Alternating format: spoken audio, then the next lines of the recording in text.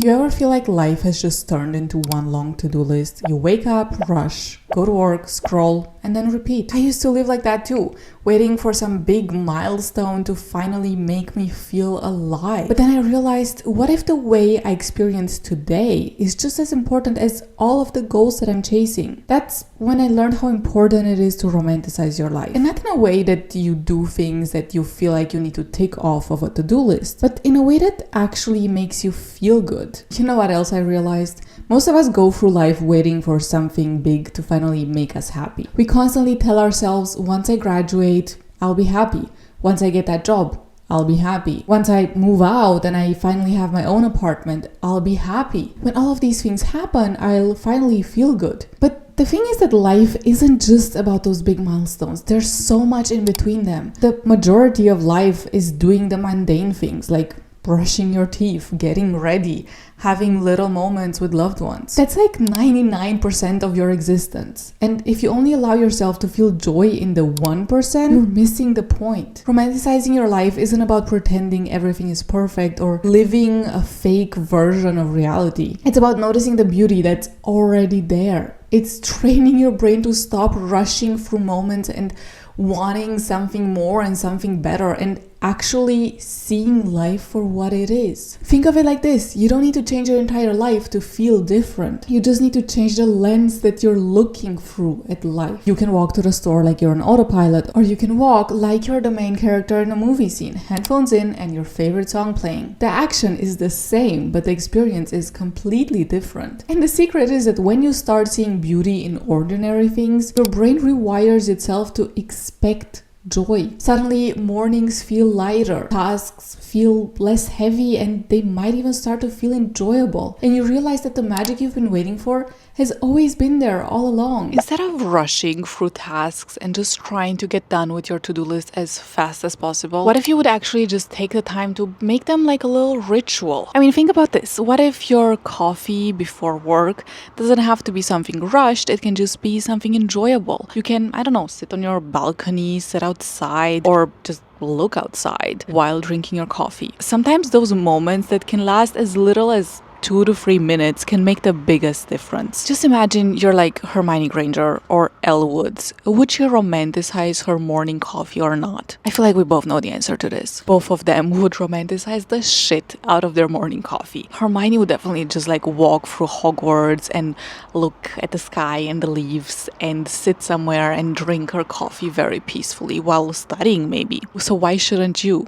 Also use sensory anchors. This can be, for instance, music. You might have a favorite playlist which you can play every single morning while you're getting ready, or maybe a candle or a scent that just makes you feel like you're that girl. Go all out trying to make things a vibe, and no thing is too little. You can romanticize drinking your coffee while maybe also working or studying or doing anything else, or maybe not doing anything else. I think you should be extra because it's gonna help you romanticize your life. It's gonna help you enjoy your day-to-day mundane life way more. Maybe you need to cook, maybe you hate cooking, that is fine. What if you put on your favorite playlist, you light a candle, you call a friend or you invite a friend over to have dinner together. You don't need to do like the bare minimum for everything. You can be extra. What if when you're studying, instead of just sitting down at like a cluttered desk and doing the bare minimum, what if you actually go all out? Grab some cute pens, clean your space, light a candle, put on like a study playlist. I love those Hogwarts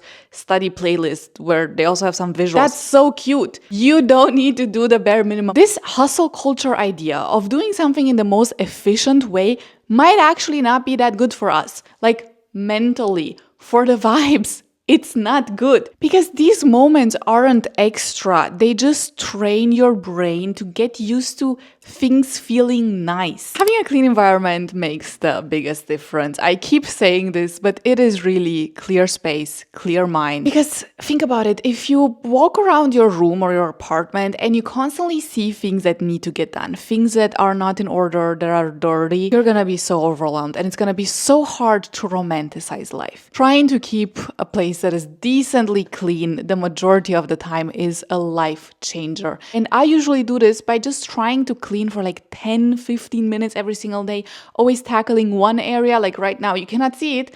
My desk is a mess.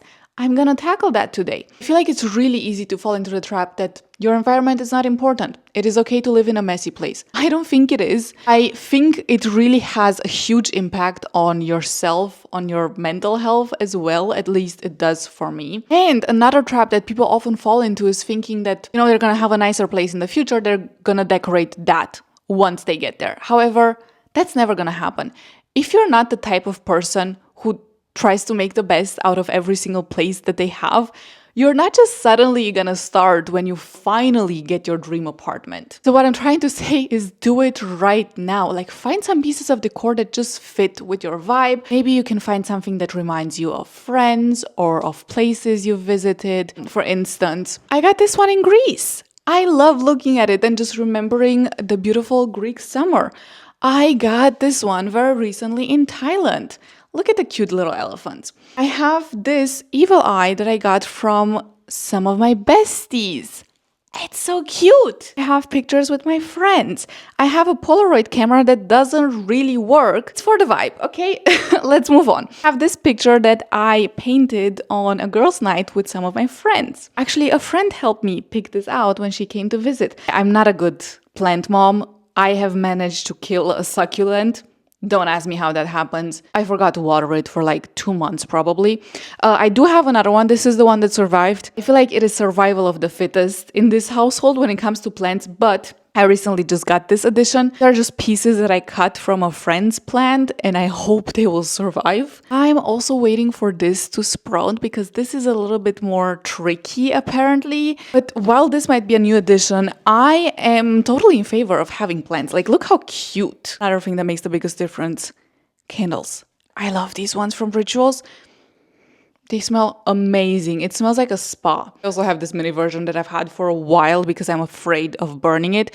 I feel like it's gonna be gone in like 2 seconds. I do love candles because they also look cute while they're just standing around. But when you burn them, they also smell amazing. Be the main character in your own story. I know the internet likes to make fun of people who behave like they're the main character, but this is not about bothering people, making fun of people on the street. That is not the vibe. The idea is that this is your story. This is your life. You have full control over who you are. If your life was a movie, what type of character would you play? How would your character be portrayed? What would she be doing on a daily basis? Would she always try to have fun? Would she approach everything in life with confidence? Well, if that's your goal, and that's the character you want to be, then just try it. Embody it. Not in a fake way, but try to align with it. Think about this as an experiment. What if for one day you would just act as if you are the main character in a story. Do the things that that main character would do. You're never gonna feel like you're in control of your own life if you think that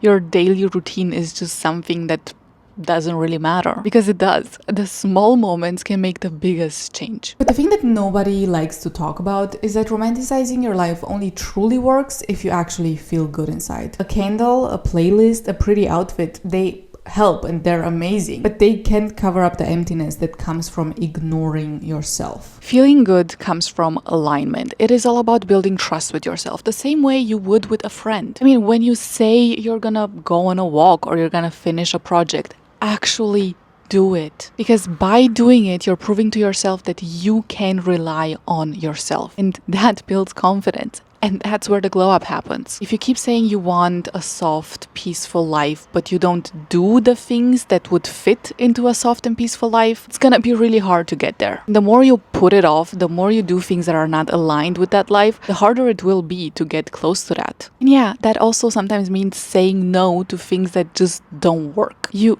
have to say no to people, places, things that drain your energy. You have to. Because otherwise, you're gonna be stuck in a life that you don't necessarily want. You're gonna keep spending time doing things that you don't want, and so you don't have any time to align with the things that you do want. I feel like no one talks about this, but protecting your peace is one of the most romantic things you can do for yourself. If you want to be the main character in your own story and you want to be in control of your life, you cannot play the supporting character in someone else's story. You cannot keep people pleasing because, oh well, what will other people think of of me if I don't do this and this for them. You cannot keep letting people cross your boundaries because, oh well, they might be mad at me if I set boundaries. You need to decide to show up for yourself and to be the main character. And of course, then there is gratitude. Because if you cannot be grateful for what you have, how will you ever be grateful for the things you're gonna get? I have this theory that the universe rewards you for being happy with where you are right now. And not in a cliche way. You don't need to pretend to like something when it's actually not good. But in any type of situations, you can find things that are good. And being able to do that is very grounding. For instance, you could just, at the end of every single day, write down 3 things you were grateful for that day.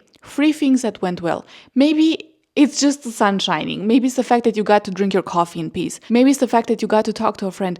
These don't need to be like some groundbreaking things, some like huge goals that you achieved. Train your brain to look for happiness in the little moments, because the more you see it, the more you're gonna feel it. The truth is that life doesn't suddenly get magical when you change your circumstances or you reach your goals. You know, it's not necessarily about moving to a different country, starting a new job, starting a degree, changing your whole wardrobe. It might just be about looking at things differently. Life becomes magical when you decide to experience your daily life differently. Because in the end, romanticizing your life isn't about escaping reality.